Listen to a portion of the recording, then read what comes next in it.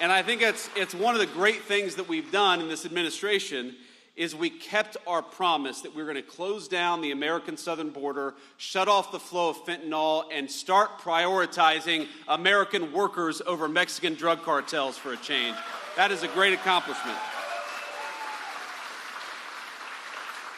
Now, it turns out the New York Times is not the biggest fan of what we've been doing at the border under the Trump administration. So they had this headline. I'm not kidding you. This is not a joke headline. I'm going to read you verbatim what the New York Times said just a couple of days ago. And I quote, "I was one of Biden's border advisors. Here's how to fix our immigration system." What would he know about fixing our immigration system? It was the Biden administration that broke our immigration system. So we've been having a little bit of fun around the office. So the Department of Homeland Security, their take on this was, "I was Humpty Dumpty. Here's how to sit on a wall." But be careful what you wish for. Now we're in northeastern Pennsylvania. I assume that this is Eagles territory. Is that right? Okay. Some dissension here. We've got a lot of Eagles fans, but not 100% Eagles fans here. But congratulations, by the way, on last year. But this is what a buddy of mine sent me. He said, "I'm a Cincinnati Bengals player. Here's how you win Super Bowls." And that cut a little deep. For the football fans out there will know that was not a cool thing for that guy to say, but this is what we're dealing with, my friends. We're dealing with a new administration, a new day, and a president who is fixing what was broken during the last administration. I think we're all proud of that and proud to be here to celebrate it. And here's what I am most proud of. What I am most proud of over the last 6 months, the border is important, and it's great, and it's incredible that we were able to go from the worst open border to a closed border in just a couple of weeks under President Trump's leadership. But you know what I'm really excited about?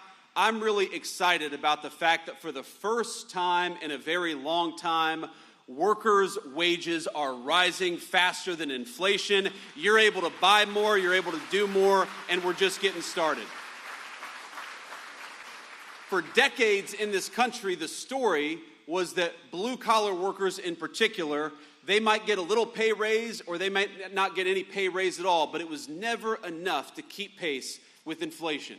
No matter how hard you worked, no matter how hard you came to work every single day, no matter how many overtime hours, for example, you put in, you were falling behind. Way too many good Pennsylvania families were falling behind. And under just 6 months of the president's leadership, we've got inflation is coming under control, and blue-collar wages are rising faster than they have risen in 60 years. That is a testament to great presidential leadership and the great American people. And we're just getting started, my friends. The passage of the big, beautiful bill. Now, of course, the mainstream media, the corporate press, doesn't like what we accomplished. It doesn't like what we did. But let me just talk a little bit about what this bill, about what this legislation means for you and your family. And there are a few different things, a few different ways in which I think this will be transformational for the American people. You heard Kelly talk about this a little bit.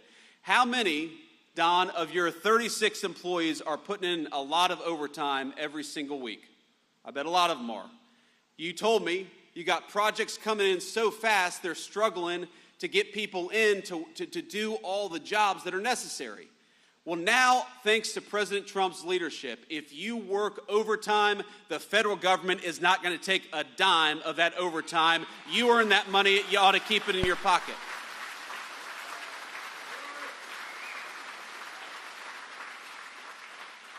And while we're on that topic, why is it? You know, the big, beautiful bill was about taxes, it was about spending, it was about investing in America's future. But one of the most important things the president's doing and working on, it doesn't get nearly the headlines, is asking, why is it that we force every single young person to get a big chunk of debt at a 4-year college or university? Why don't we give our young people more options? Because if we did, a lot of them would come and work at Don's machine shop. And that would be good for them, and it'd be good for American workers. You know, we think it's fine. If you want to go to college, go to college. There's a lot of opportunity out there. But if you want to work with your hands, If you want to build something, if you want to build a house, build a bridge, make one of these incredible orders that comes into this small business right here in northeastern Pennsylvania, your government should not be forcing you to do what elites in Washington want you to do. You ought to be able to chart your own course and your own career path, and the Trump administration is going to fight for that.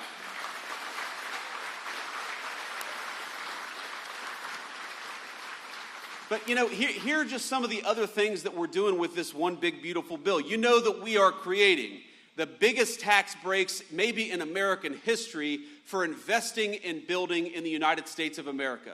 So if you're a small business, if you're a medium-sized business, if you want to invest in American workers, we are going to make it so you pay less taxes. Invest in Americans and your government ought to reward you. Isn't that common sense?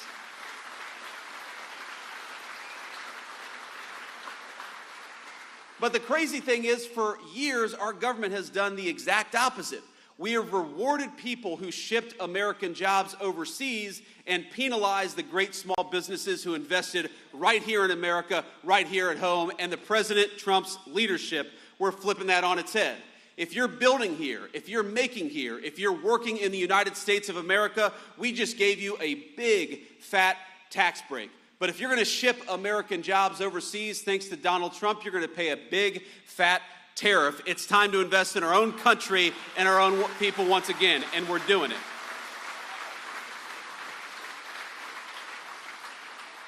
And here's the crazy thing. While we worked so hard without a single Democrat in Congress supported this legislation, we worked so hard to get this legislation passed, to cut your taxes, to prevent big tax increases, to make it easier to save and invest right here in this great country that all of us love.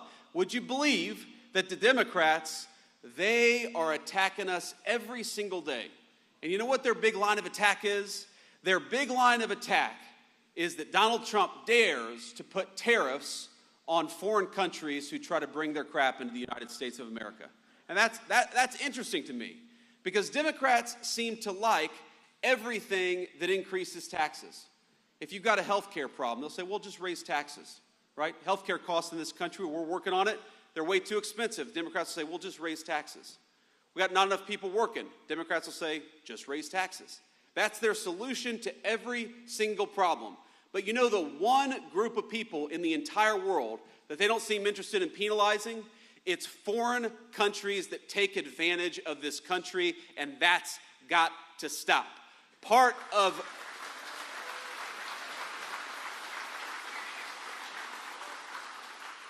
the big, beautiful agenda is saying that if you're going to build something in the United States of America, we're going to reward you and we're going to fight for you. But if you want to build something overseas, you're going to pay a big, fat tariff before you bring it back into the United States of America, and that's exactly how it should be.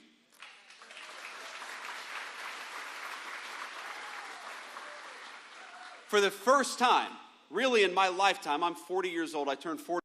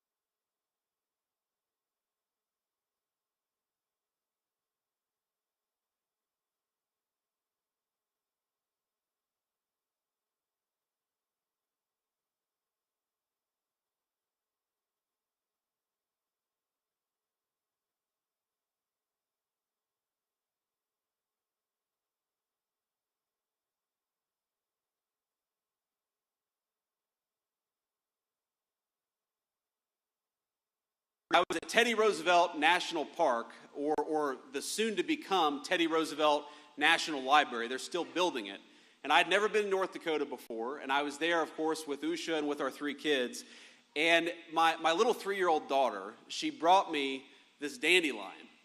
And she it was one of these dandelions where, her little 3-year-old lungs just couldn't blow these seeds all over this beautiful Badlands hills.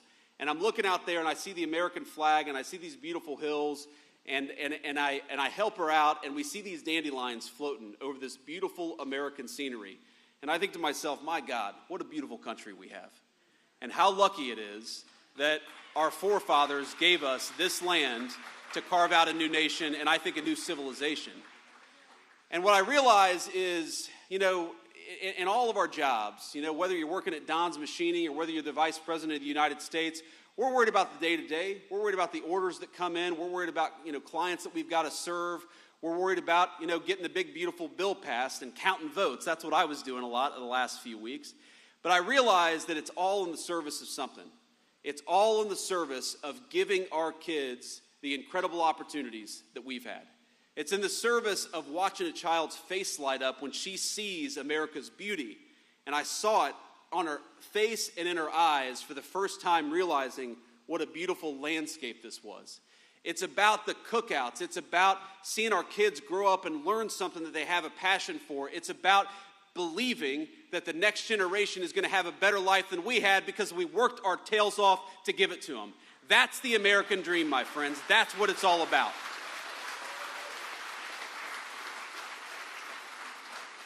And when I think about what this administration has accomplished over the last 6 months, but more importantly, when I think about what all of us as one big American family have accomplished over the last 249 years, all I can think about is it's time to keep building, it's time to keep working, and it's time to make sure that these beautiful faces, these beautiful kids that I see in this audience, that they're going to have a better life than we had. That is the promise of America, and we will never stop fighting to give it to the next generation. God bless you all, and thank you for having me. It's great to be here. Hello, Detroit. Auto worker, let me thank you for your time. You work a 40-hour week for a living, just to send it on down the line. Hello, Pittsburgh. Steel mill worker, let me thank you for your time.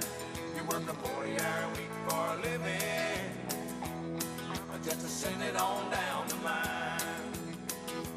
This is for the one who swings the hammer, driving home the nail. For the one behind the counter, ringing up the sales.